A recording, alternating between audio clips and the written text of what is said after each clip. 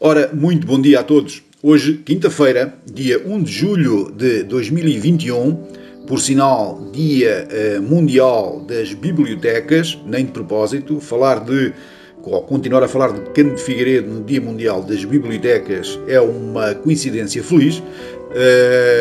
Como estava a dizer, hoje vamos dar sequência à leitura da biografia de Cândido de Figueiredo, será a segunda e a última parte da mesma, e onde faremos um percurso que será ligeiramente diferente do percurso de ontem.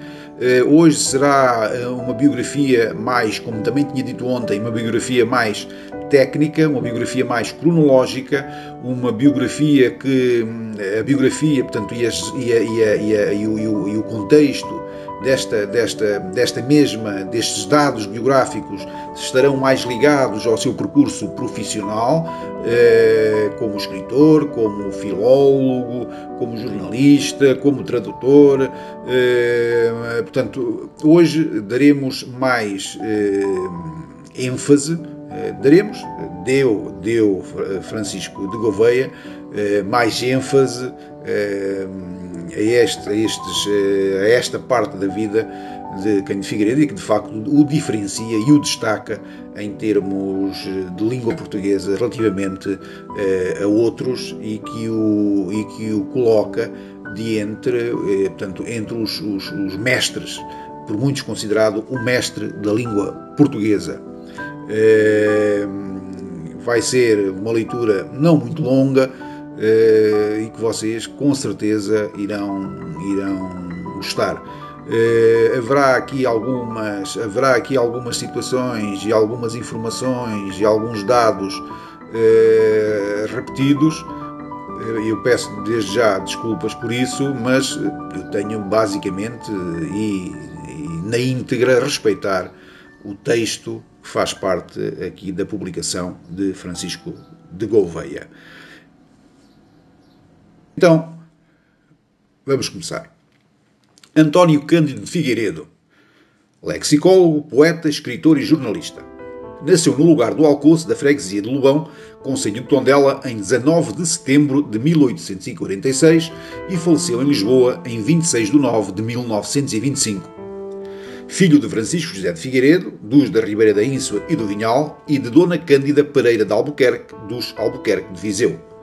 Casou-se no ano do seu bacharelato, em 1876, com Dona Mariana Angélica de Andrade, depois de conseguir que o Papa Leão XIII o dispensasse da primeira ordem sacra que havia tomado e o impedia de casar catolicamente.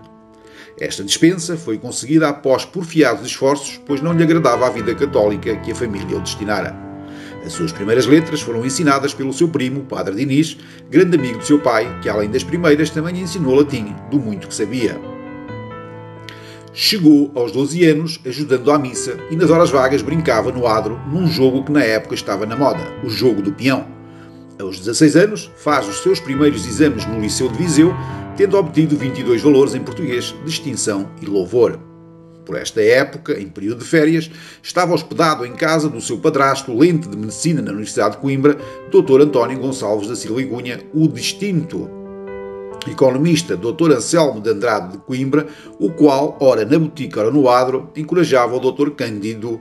Portanto, ele denominava-o na brincadeira, porque ele ainda não era doutor, mas pela sua já sapiência e nível de conhecimento, tratava por doutor. Portanto, ora no adro, o encorajava o Dr. Cândido, portanto, isto entre aspas, a prosseguir os seus estudos. Este, que não deitava os seus créditos por mãos alheias, reservadamente fez a sua primeira prosa sobre a sua aldeia de Lobão, a qual enviou para Lisboa ao Dr. Xavier Rodrigues Cordeiro, ao tempo diretor do Almanaque de Lembranças, cujo livro ele adquirira com o negócio dos peões. Nas horas vagas fazia peões num torno do pai e vendia-os aos colegas da escola, e o livro custou-lhe 12 vinténs.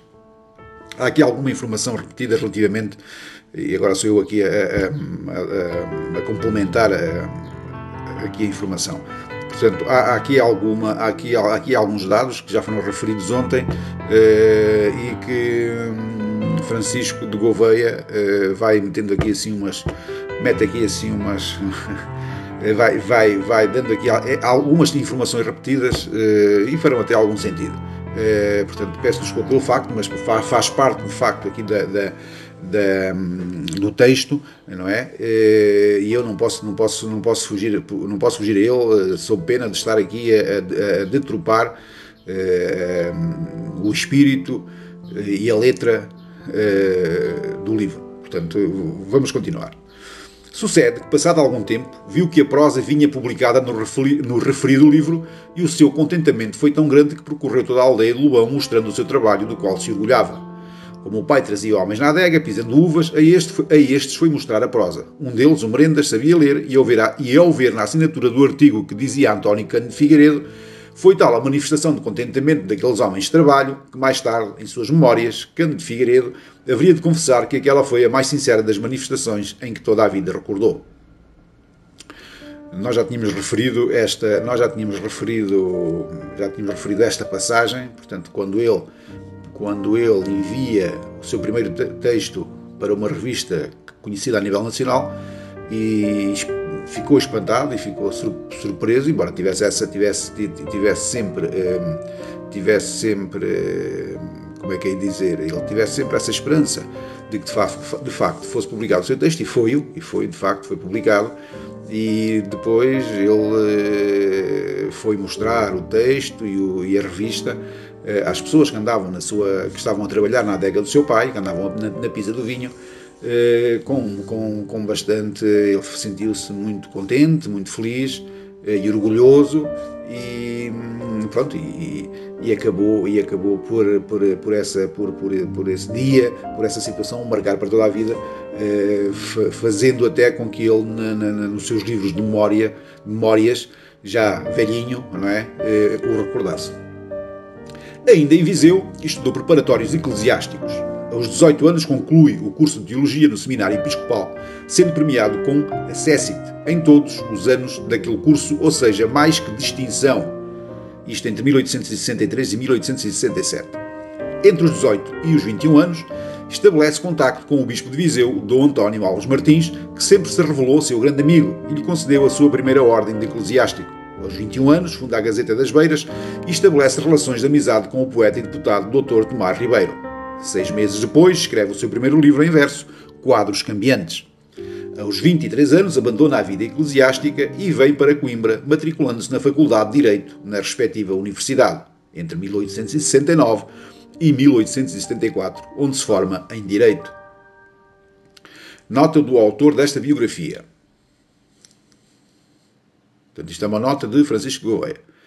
Tendo nascido eu no Soito, a poucas centenas de metros da casa de Cândido Figueiredo e convivendo de perto com os seus contemporâneos, 2 episódios a mencionar.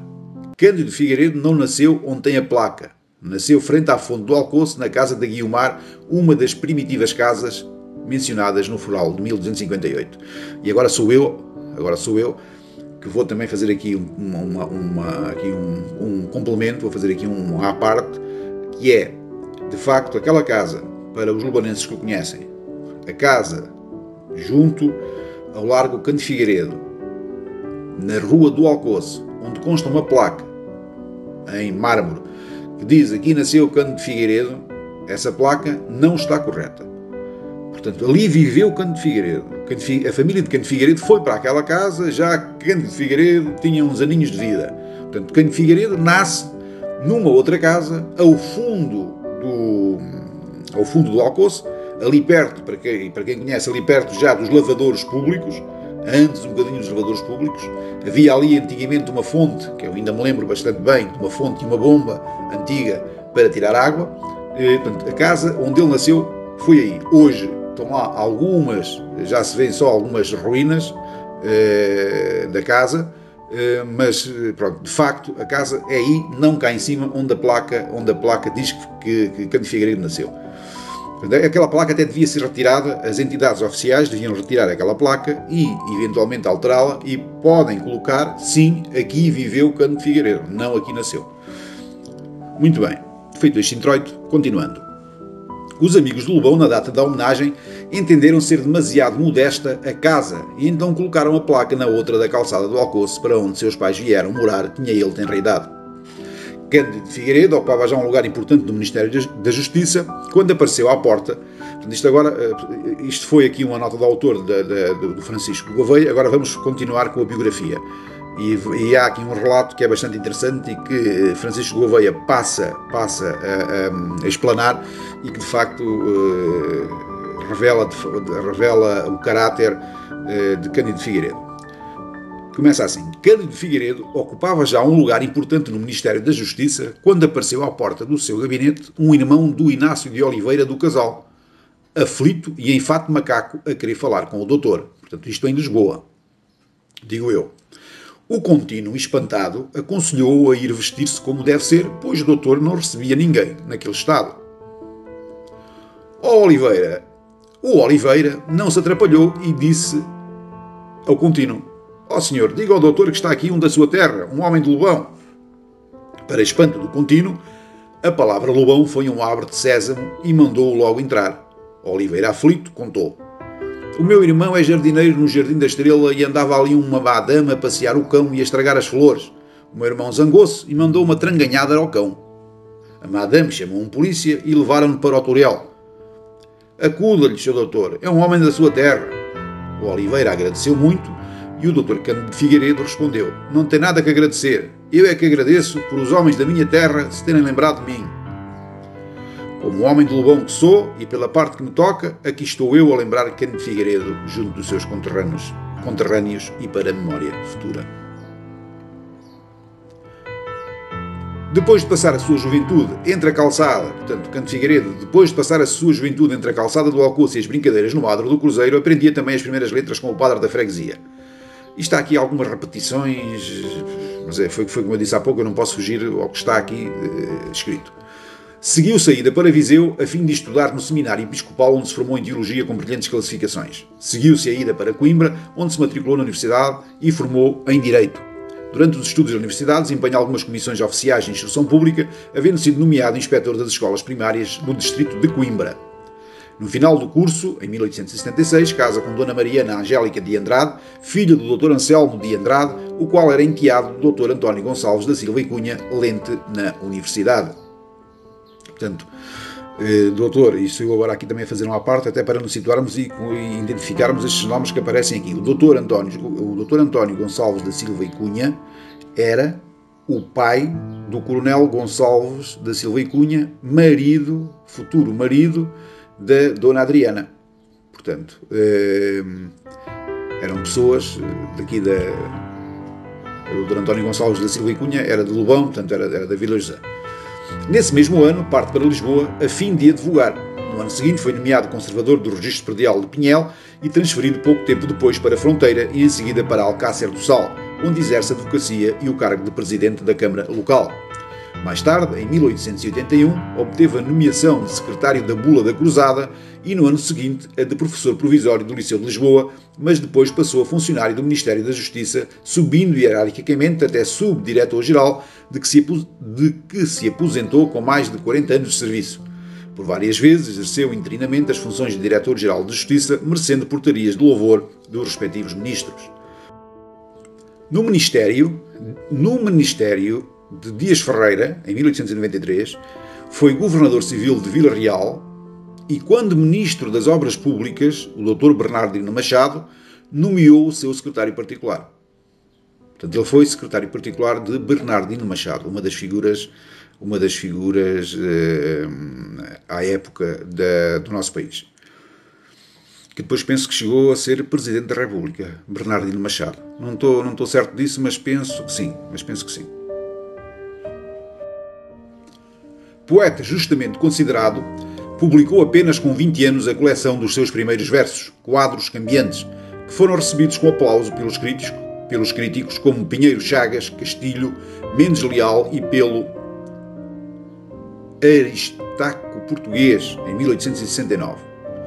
Se foi grande a sua atividade literária, não foi menor a de jornalista, tendo colaborado em inúmeros periódicos como o Panorama, de 1856 a 1863, o Aljubarrota, o Lusitano, o Progresso, o Bem Público, a Voz Feminina, a Revista dos Monumentos Sepulcrais, o Notícias, o Diário Popular, o Grinalda, o Crisálida, o País, o Tribuno Popular, o Recreio Literário, a Folha Panorama Fotográfico, o Viriato, a Gazeta Setubalense, a Democracia, de Elvas, etc. Foi redator literário do Distrito da Guarda e em 1867 fundou em Fornos de Algodres, juntamente com Mota Feliz, a Gazeta da Beira e em 1875 a revista literária O Cenáculo. No Jornal do Norte foi redator com Teixeira de Vasconcelos e dirigiu o Diário de Portugal em 1884. E 2 anos decorridos fundou e dirigiu a Capital, como depois foi, com Simões Dias e Visconde Sanches de Frias, do Diário Globo. Entrou depois para a redação do Diário de Notícias, onde se manteve por largos anos publicando valiosas crónicas literárias que assinava com o pseudónimo de CEDEF. Também colaborou na Revista de Portugal e Brasil, no Ocidente, etc. Foi, porém, verdadeiramente notável a ação de Cândido Figueiredo como lexicólogo e linguista. Bem merece ser considerado o grande benemérito da língua pátria, pois se lhe deve a mais persistente e profícua divulgação durante muitos anos de correções de erros vulgares comuns na ortografia e na sintaxe. Criou por todo o país, e até no Brasil, numerosos prosélitos, os caturras, da pureza linguística e desenvolveu assim, através de secções, autênticos consultórios das enfermidades da língua portuguesa, especialmente a escrever e falar no Diário de Notícias, o gosto pela arte de bem escrever e pronunciar, o culto pela filologia. Foi ele quem desbravou esse terreno inculto que outros filólogos notáveis, professores e as novas gerações saídas das faculdades de letras têm sabido aproveitar para maior êxito e expansão dos estudos dos problemas linguísticos.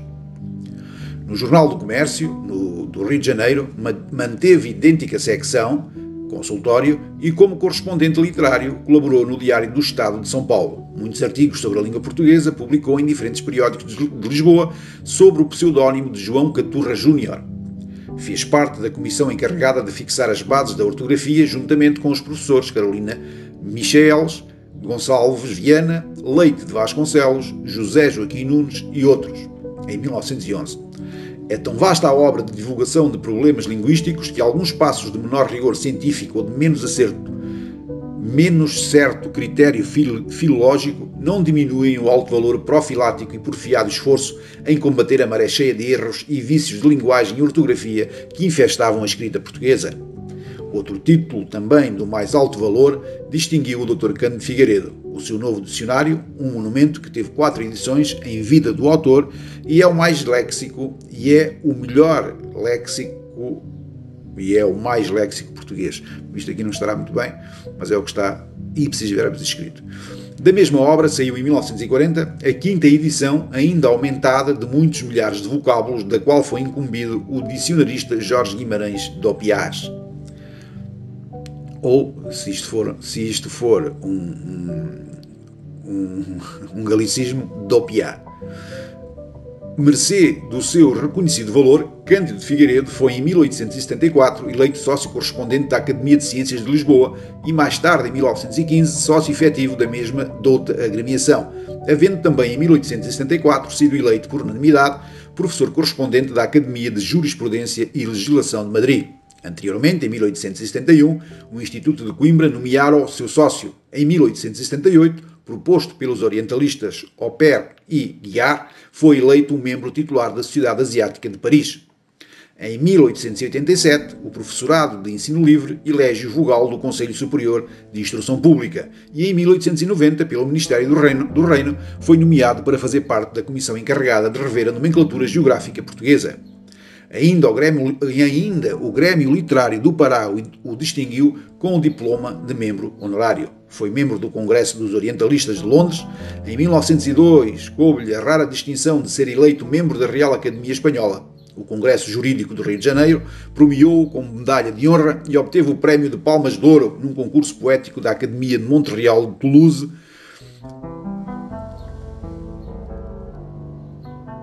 Vou fazer aqui fazer aqui uma pausa, porque é assim, vou aqui repetir este parágrafo, porque eu penso que não foi devidamente lido em função da sua pontuação. Portanto, vou voltar a ler. O Congresso Jurídico do Rio de Janeiro premiou-o com medalha de honra e obteve o prémio de Palmas de Ouro num concurso poético da Academia Montreal de Toulouse. Foi agraciado com o grau de Cavaleiro da Ordem da Cruz Branca de Itália. Era também sócio da Academia Brasileira de Letras. Em 1908, o governo agraciou-o com a Carta de Conselho por distintos serviços públicos. Com Luciano Cordeiro e outros, fundou em 1876 a Sociedade de Geografia. Quando faleceu, era presidente da Academia de Ciências de Lisboa. Foi também vice-consul do México em Lisboa. Vamos agora fazer aqui uma alusão às obras de Cândido de Figueiredo e que Francisco de Gouveia elenca nesta publicação. Cândido de Figueiredo, obras publicadas. Quadros cambiantes, poesia. Pirilampos, prosas. Um anjo mártir, poemas líricos. Generalização da história do direito romano. As parietárias, poesia. A liberdade da indústria, o município e a descentralização, morte de Yanginadatta. Esta morte de Yanginadatta, eu tenho de facto o livro, mas este livro não é, ele fez a sua tradução, penso eu, mas é de confirmar que eu tenho o livro na minha biblioteca e tenho confirmado de facto essa particularidade. Depois escreveu também a Introdução à Ciência das Escreveu o poema de Miséria. Escreveu o Manual dos Jurados. Escreveu as Escolas Rurais. Escreveu As Crianças, poema. Escreveu A Má Língua de um Bacharel em Mística. Escreveu A Bula da Cruzada. Escreveu Nicola Génios. Escreveu o Conselho Superior de Instrução Pública, o Lições Práticas da Língua, a Tosquia de um Gramático, o Golpe de Misericórdia. Mais. Lisboa no ano 3000. Este Lisboa no ano 3000 é fantástico. Este é um livro que também já ainda não o li todo, mas de facto é um livro fantástico. Isto foi escrito em 1892. O livro de Job, portanto, isto é um livro de poesia. Crisântemos, também é poesia. Amores de um Marinheiro. O Novo Dicionário da Língua Portuguesa. O Arminho, que é um conto ilustrado. Estrangeirismos, que são 2 volumes. O que não se deve dizer, são 3 volumes. Problemas da linguagem, 3 volumes. A notícia histórica de antigos povos do Oriente. Falar e escrever, são 3 volumes. Figuras literárias.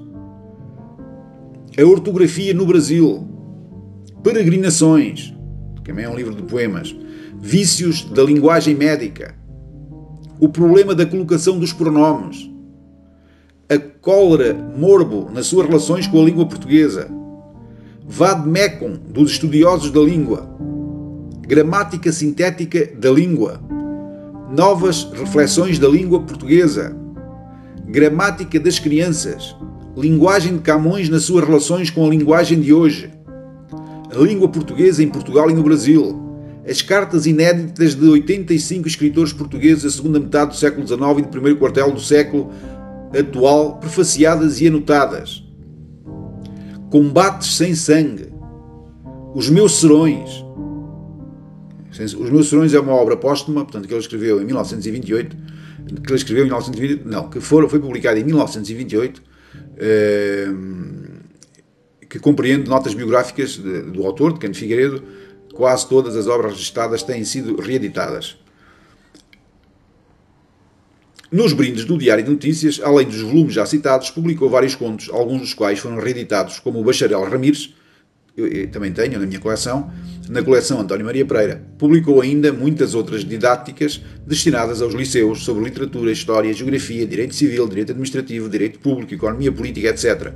Uma seleta, uma antologia poética e um pequeno dicionário de latitudes e longitudes em 1887. Eu também tenho este pequeno dicionário de latitudes e longitudes. É fantástico, não é? No volume 17 do Instituto de Coimbra, de 1873, publicou os primeiros capítulos de uma obra intitulada Índia Antiga, que foram traduzidos em francês e comentados por Blanc, da Academia Garde, e se publicaram nos Annales de Philosophie Chrétienne, tomo X, da sexta série, 1896. Escreveu os 16 primeiros capítulos de uma obra de ciência popular sobre geologia, astronomia, biologia, cronologia, história, etc., que saíram com o título Cartas de Coimbra em 1869 e com o pseudónimo de Luís de Lencastre. Traduziu com notável competência, ele também fazia traduções, o Cândido Figueiredo, e traduziu algumas obras como Moral para Todos, de Frank, Os Companheiros de Vasco da Gama, romance de Álvares Pérez, o último, A Bencerragem, de Chateaubriand, A Pomba, de Alexandre Dumas, Os dois tamanquinhos, O Ramo de Lilás, O Bebé, de Oida, O Direito Penal na Índia, O Problema do Casamento, Fisiologia do Amor e Fisiologia da Mulher, de Mantegazza, Manual de Ciência da Linguagem, de Giuseppe de Gregorio, e A Formação do Estilo pela Assimilação dos Autores, de António Albalate. Dolores de Campo Amor, A Vida das Abelhas, A Inteligência das Flores, Tesouro dos Humildes e A Morte de Maeterlinck, e outras obras de diversos autores. Para o teatro, traduziu a comédia Duas Viúvas, de Malefice, que se representou no ginásio em 1875, e o drama Vencer ou Morrer, de Sienkiewicz. Pois, isto até cansa. São muitas obras, é muita participação de Cândido Figueiredo em diversas áreas da vida académica do país, da vida pública, da vida literária. Ele acaba por ser, além de escritor, jornalista, também foi tradutor de algumas obras importantes, e há muita gente que só pensam Cândido Figueiredo como o filólogo, não é? E como o indivíduo, como a pessoa que escreveu o grande dicionário de língua portuguesa, e não fazem ideia, a maior parte das pessoas, de facto, da sua vasta e valiosa bibliografia, que tanto em prosa como em verso. Portanto, ele acaba por ser, ele também se dedica à poesia, que de facto, e relacionou-se com os grandes escritores portugueses à época.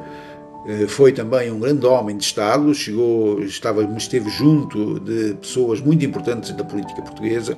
Portanto, aqui é muito gratificante nós sabermos que houve um lubanense no século XIX e século XX que representou tão bem a nossa terra e que de facto teve um destaque muito grande no nosso país.